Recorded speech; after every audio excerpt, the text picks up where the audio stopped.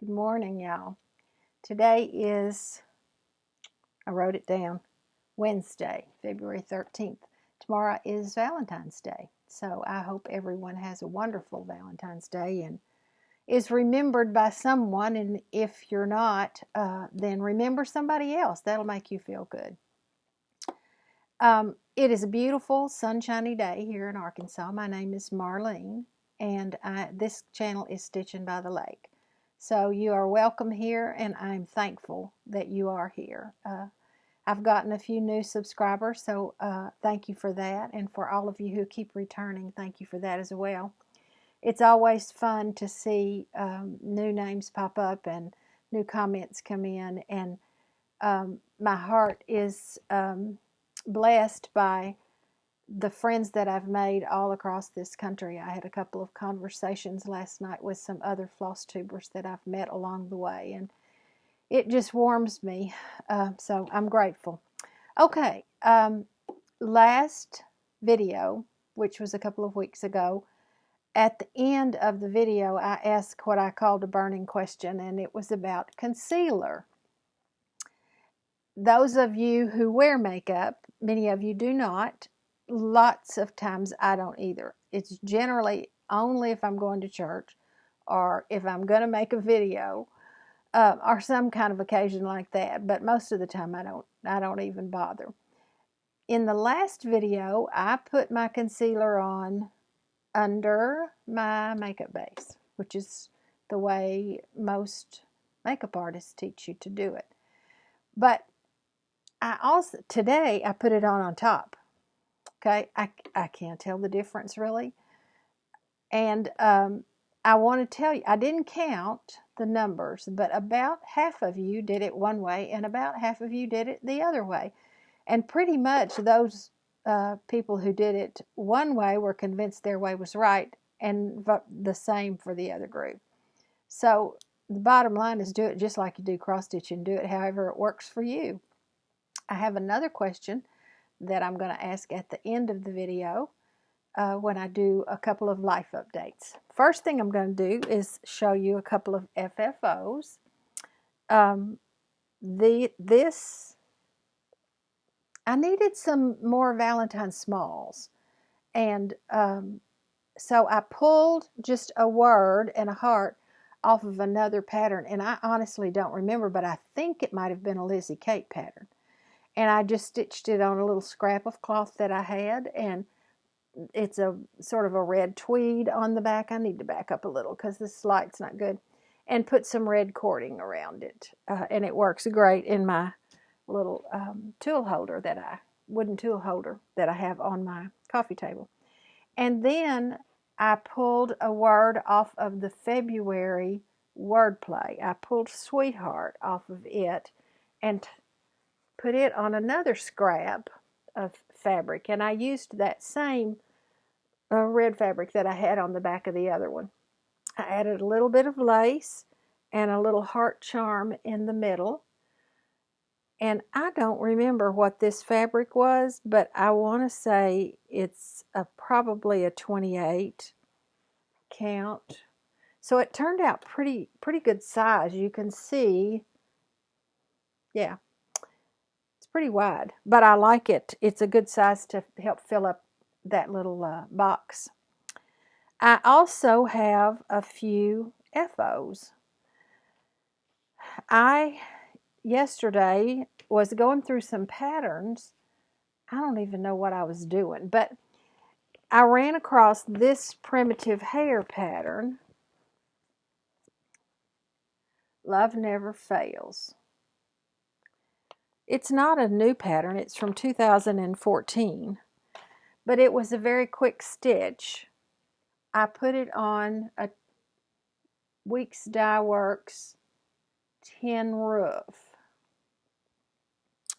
Let's see, 30 count. Excuse me. I don't know what the thread is. It was some threads, some floss that was gifted to me, and I didn't have the color. It was just on a little thread holder thing, and I didn't have the color of it. So I liked it. I liked the color, so I wanted to use it. And then I also stitched last week, trying to do a few Valentine's things, although they're not going to be FFO'd by tomorrow, I promise. And I wanted to do the Scarlet House.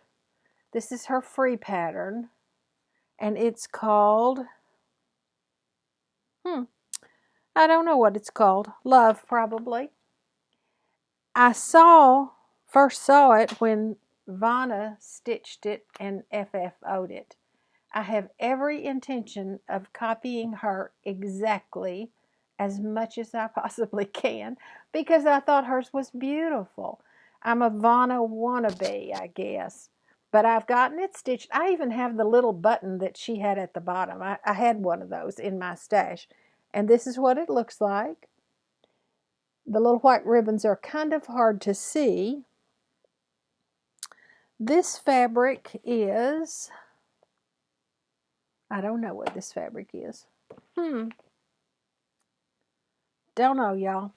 It was a scrap I had. It's an even weave, some sort of a cream.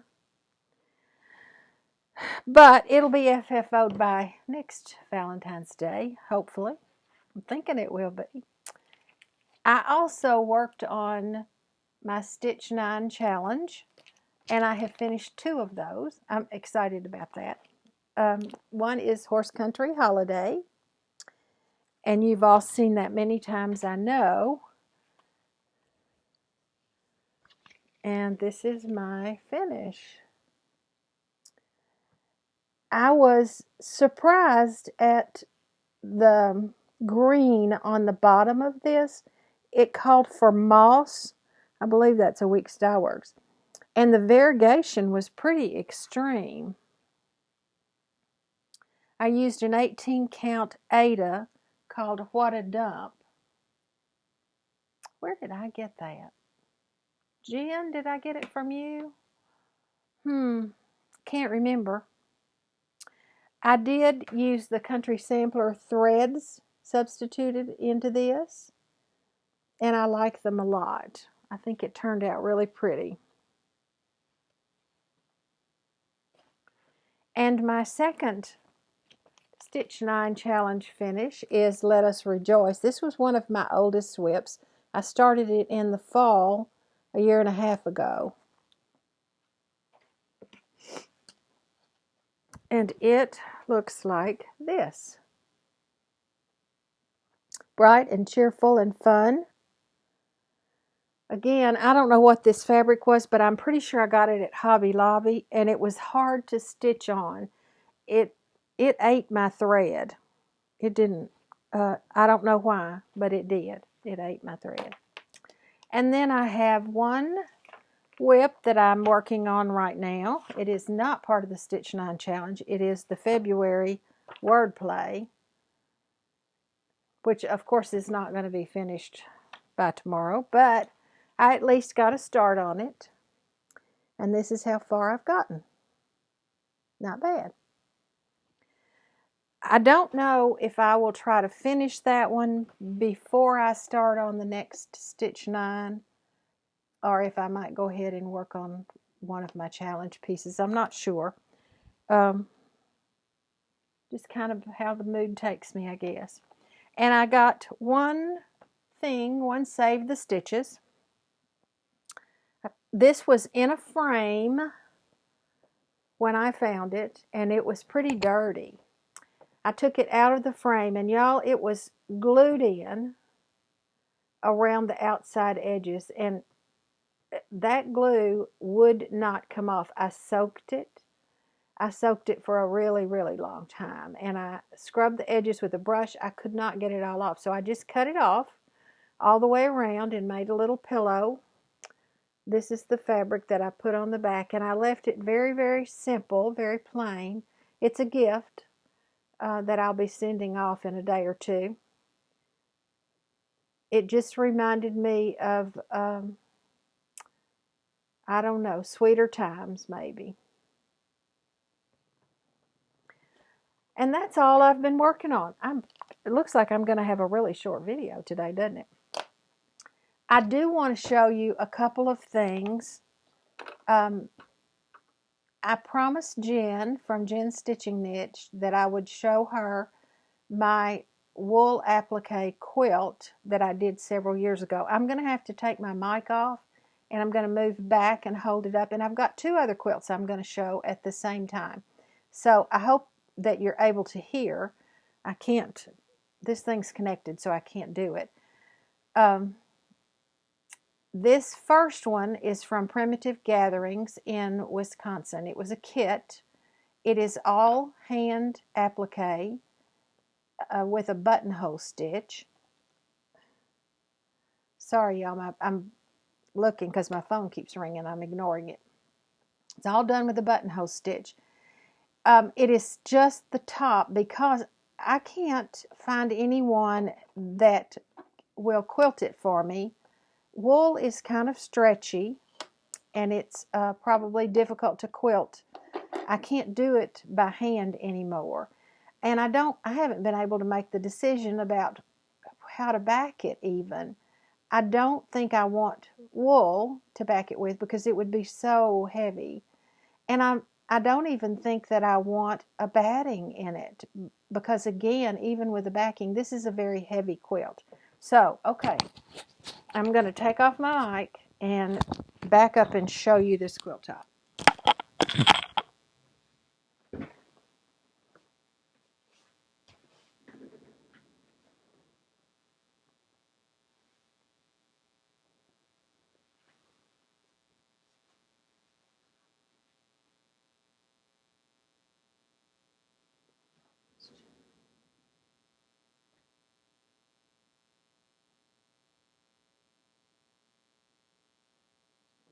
It's 4 blocks tall. Let me rub the bottom here. I'm going to come in and get a little closer so that you can see some of the detail on it. The khaki colored background is feels like a suede cloth. It is not wool. The black is wool. All of the pieces are wool. These were not pre-cut pieces. I had to cut each one. I stitched it all with valentine threads.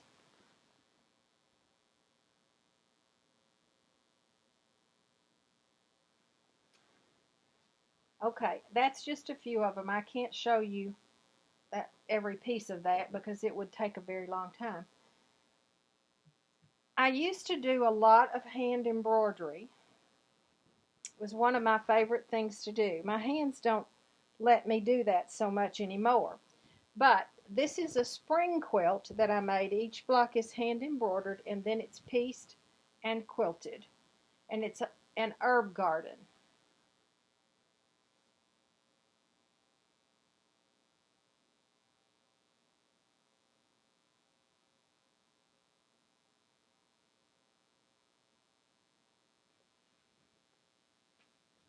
I did not do the quilting.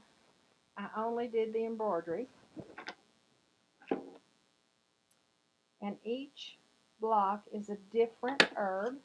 That one is fennel. It's done in several shades of green. And it used DMC threads. And then I'm going to show you one other wool applique. This is my Easter quilt.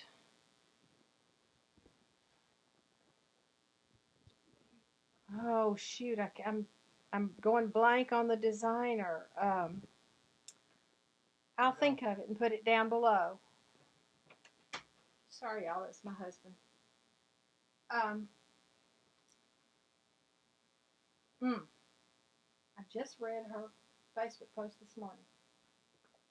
Each block, this is wool, this is hand embroidery, this is done with a buttonhole stitch.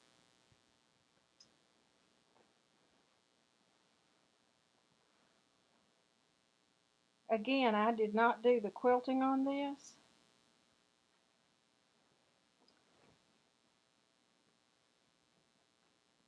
This one, you probably can't hear me. I have a quilt rack in my living area. Just a minute.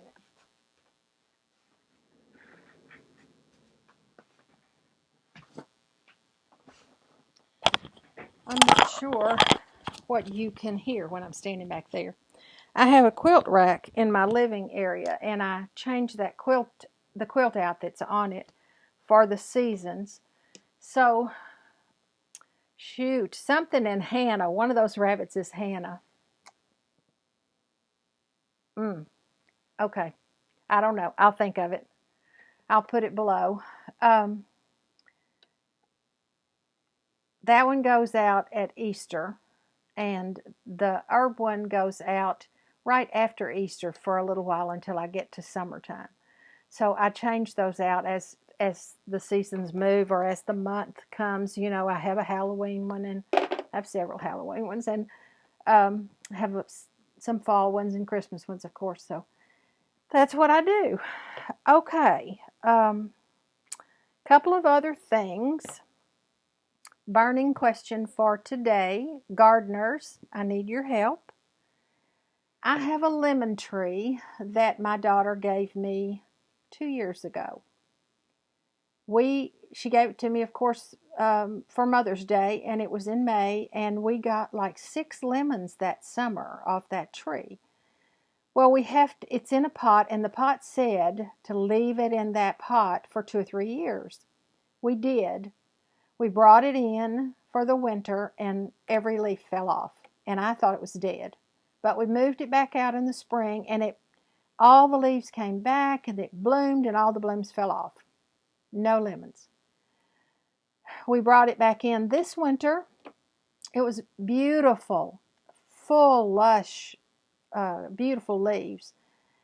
And it has bloomed all winter long. But every bloom has fallen off, and now all the leaves are falling off. We have it in front of a patio door. I don't think it gets too hot there. I think it gets plenty of light. I think it may have something eating those blooms or the leaves to cause them to drop off. We got a spray. I see some tiny little spider webs on there occasionally, but I get spiders here on the lake, and so I wasn't sure. I read on the internet something something natural that you could spray those with, and we did that, but that didn't help any at all.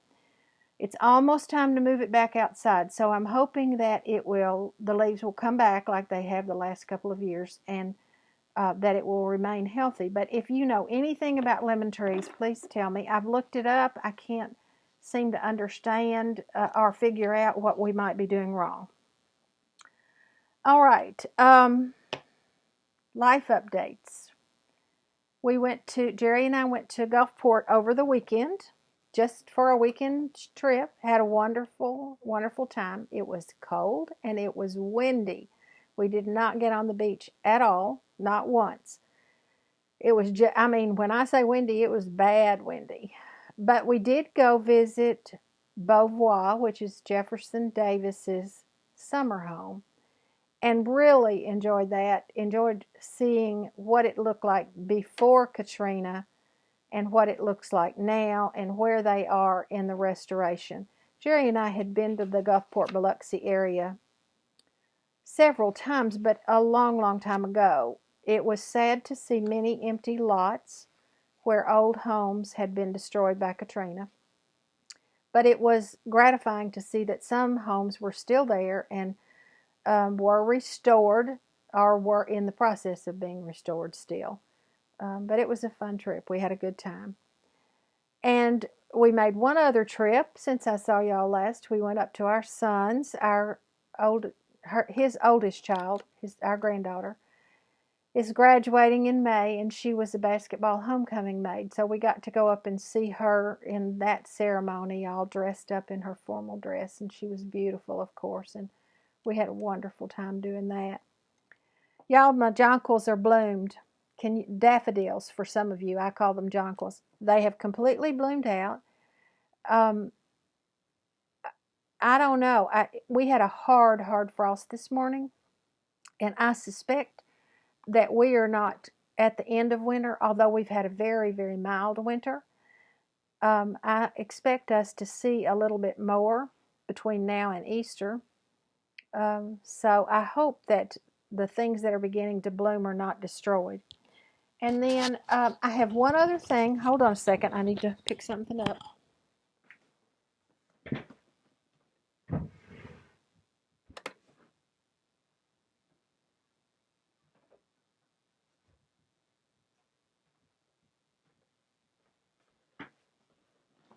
Sorry. Got a little sidetracked, I think, and forgot to get this out. Back about Christmas, I had some bags. I had made a few bags and had them for sale, and I have a few left of that group. These are really more springtime things anyway. I have this beautiful with the roses on it, and there is a floss bag to match that if you're interested in it, but you don't have to buy them together. You can buy them separately, or you can buy them as a set. I just like to make them. They're fun. And this is a black background with, I almost want to say they're daisies, but they're not quite daisies. And there is a floss bag that matches this one as well. And then I have this green one. If you're ready for a little greenery in your life, if you're in the middle of winter, you might want to see some green. And I have a floss bag to match that one. I'll put my email address below. The large bags are $30, and that includes postage in the United States. And the smaller bags, you know, I can't remember what I decided about those. I think I said 20 last time, but let's make it 15. But again, you don't have to buy both of them if you don't want to. But if you're interested in those, please email me. I think that's all I have. Don't forget to answer below about the lemon tree if you know that. I'd be grateful to get some information on that. And y'all get lots of stitching done. I'll see you soon. Bye-bye.